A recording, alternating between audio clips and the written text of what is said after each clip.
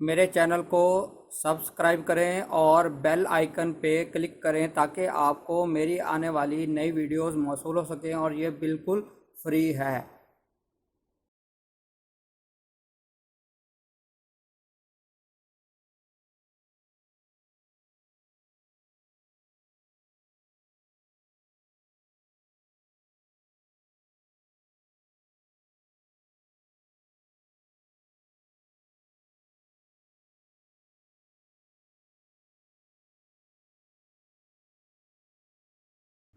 बिस्मिल्लाहिर्रहमानिर्रहीम।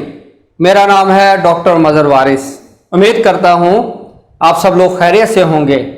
अल्लाह ताला आप तमाम लोगों की ज़िंदगियों में बरकतें और आसानियत अता फरमाए। आज हम शुरू करेंगे अपना चौथा बुर्ज, बुर्ज सरतान, यानी जिसे कैंसर भी कहा जाता है। और इसका जो सितारा है वो सितारा कमर, यानी इसे मून भी कहा जाता है।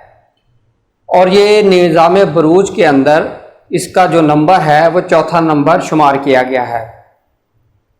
तो ऐसे अफराद जो 21 जून से 22 जुलाई के दरमियान पैदा हुए हैं, ऐसे अफराद जो 21 जून से 22 जुलाई के दरमियान पैदा हुए हैं, उनके लिए उनका जो बुर्ज है वो बुर्ज सरतान है। और इनके लिए 2021 का जो साल है वो कैसा रहेगा देखेंगे जायचे में कि इनकी ज़िंदगी के मुख्तलिफ जो शोबा ज़िंदगी हैं उनमें क्या क्या चीज़ें रूनुमा होती हैं, क्या तब्दीलियाँ आती हैं, कौन से इनके लिए टाइम पीरियड पॉजिटिव रहेगा, अच्छा रहेगा। और ये वेस्टर्न एस्ट्रोलॉजी की बुनियाद पर हैं, प्रिडिक्शंस की गई हैं। इसका मून साइन से कोई लेना देना नहीं है और वैदिक एस्ट्रोलॉजी के मुताबिक इसको मत पढ़िएगा, आपके ऊपर प्रिडिक्शन एप्लीकेबल नहीं होंगी। इसको आपने वेस्टर्न एस्ट्रोलॉजी के मुताबिक पढ़ना है, अपने सन साइन या एसेंडेंट के मुताबिक। अगर आपका सन साइन कैंसर है या एसेंडेंट कैंसर है एज पर वेस्टर्न एस्ट्रोलॉजी, तो ये आपके ऊपर एप्लीकेबल होंगे। तो बुर्ज सरतान ऐसे अफराद जिनको अपनी डेट ऑफ बर्थ मालूम नहीं, उनका अगर नाम का हरूफ हे और हे, यानी हे हलवाई और हे जो दूसरी वाली हे है, दो चश्मी है, उनमें से कोई एक है तो तब भी आपका बुर्ज सरतान तस्वुर किया जाएगा। बुर्ज सरतान मुनकलब बुर्ज है, यानी कि ये तब्दीली पसंद है और वाटर इसका जो है एलिमेंट है, यानी कि इमोशंस बहुत ज़्यादा फील करते हैं इन लोगों को।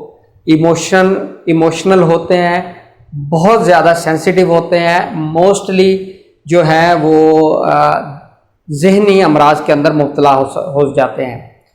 और बुर्ज सरतान के अंदर जुपिटर यानी मुश्तरी को शर्फ होता है और सितारा मरीख यहाँ पर कमज़ोर यानी हबूत में होता है, अपनी इंतहाई कमज़ोरी की हालत में पाया जाता है।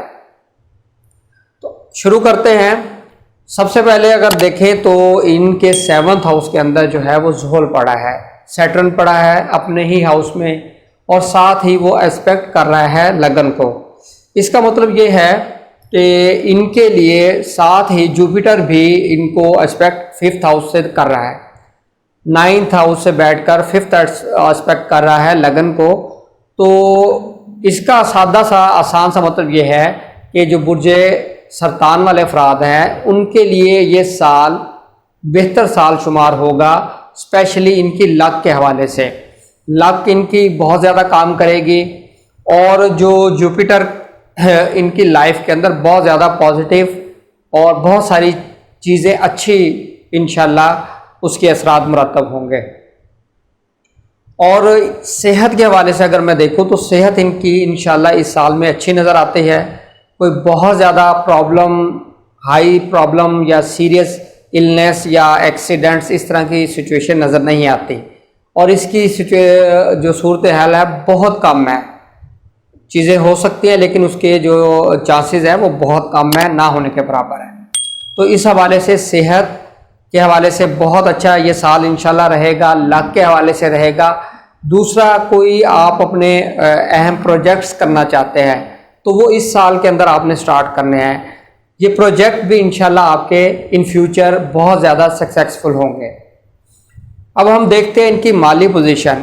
माली पोजीशन के हवाले से मैं अगर देखूं, इनका जो लॉर्ड है यानी वो शम्स जिसे सन कहते हैं, तो इनके लिए अप्रैल, अगस्त, नवंबर ये वो माह होंगे जो इनके लिए बहुत अच्छे साबित हो सकते हैं।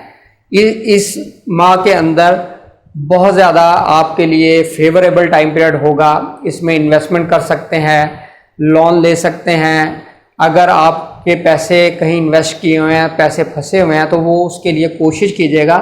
तो इंशाल्लाह इस मंथ के अंदर, इन मंथ के अंदर आपको उसकी रिकवरी होती हुई नज़र आएगी।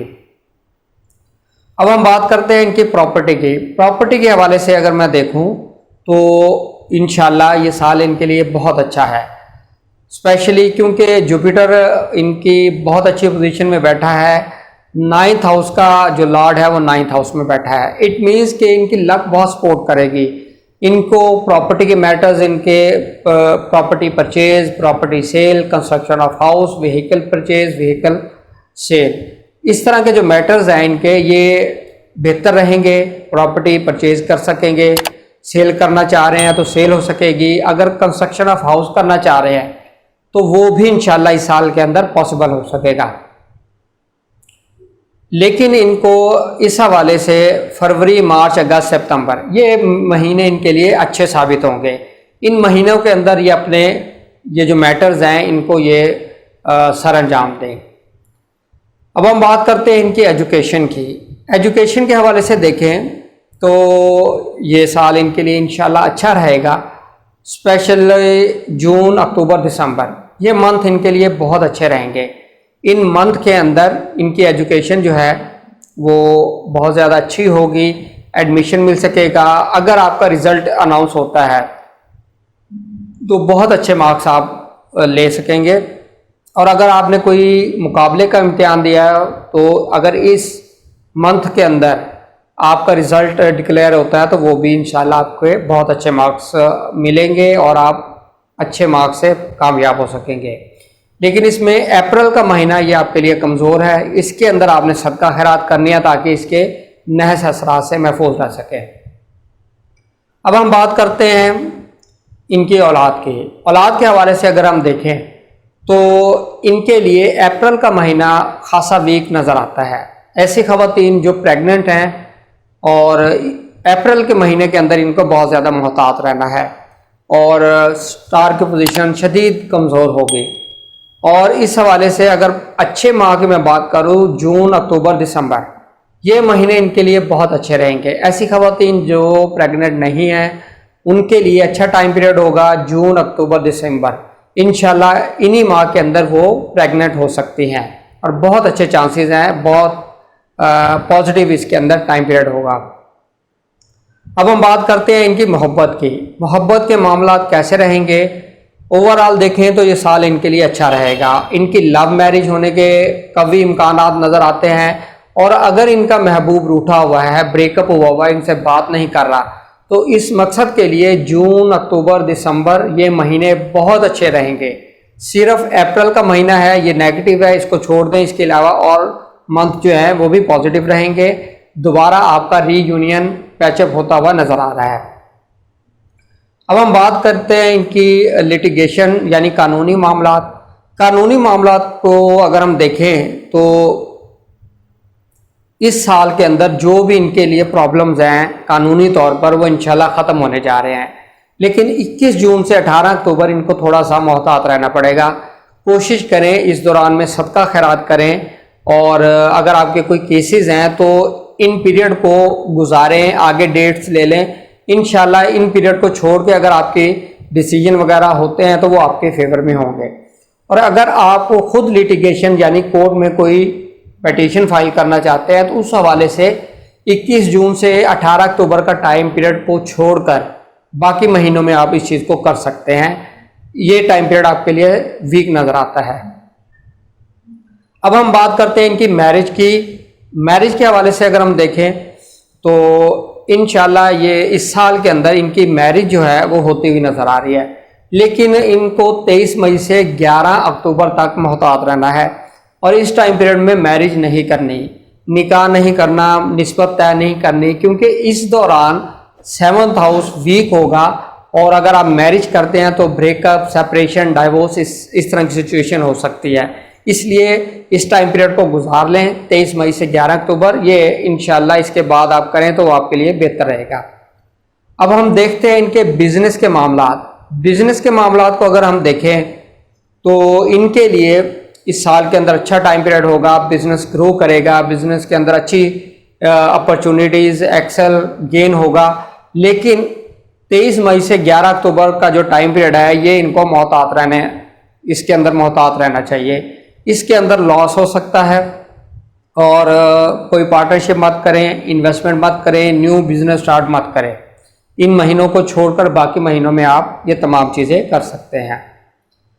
अब हम बात करेंगे आपके फॉरेन में ट्रैवल, इमिग्रेशन और हायर स्टडीज़ के हवाले से। तो जुपिटर आपके 9th हाउस में पड़ा है, राजयोग बना हुआ है और भाग्यस्थान के अंदर बैठा है। तो इसका मतलब ये है कि आपकी जो लक है वो बहुत ज़्यादा इंशाल्लाह इस साल आपको सपोर्ट करेगी। ऐसे अफराद जो मुक़द्दस मकामात की ज़ियारत के लिए जाना चाहते हैं, हज, उम्रा या ज़ियारत, इंशाल्लाह इस साल वो जा सकेंगे। और जिनको वीज़ा, फ़ॉरेन में वीज़े के हवाले से इश्यूज़ हैं, उनको वीज़ा मिल सकेगा, और हायर स्टडीज़ के हवाले से स्कॉलरशिप मिल सकती है, इमिग्रेशन मिलती हुई आपको नज़र आ रही है।